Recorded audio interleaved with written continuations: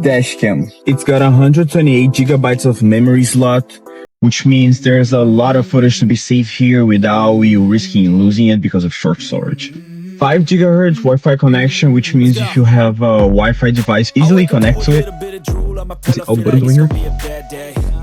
These are the two lenses. There's a third one over here. Webcam, glass stabilizer, card connector. It even says binary user. Turn it on, and then you'll have access. Recording started. So let's three cameras. The front camera, lateral, the dash camera, the back camera is right over there.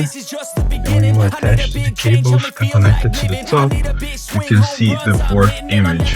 Back, right over here. After you make the installation of the dash cams, you gotta download the app, the ASDOM app.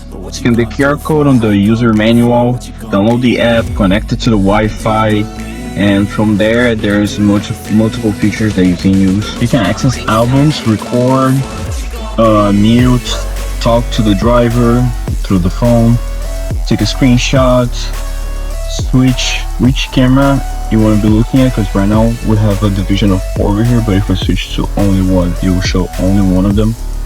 You can also change the quality of the image, video resolution. Over here, you switch it. Like I mentioned, in this album over here, you'll be able to find everything, all the past recordings. It's very customizable, very easy to use.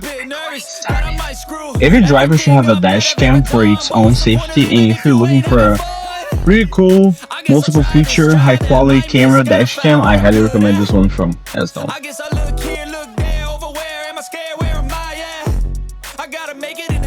Whatever makes me happy, know I'm doing things right. Sipping in the summer on a goose and Sprite, or find a nightclub for the end of the night. Oh, and we all got dreams, we all want things, but what you gonna do for it? How you gonna move for it? What you gonna be? And do you believe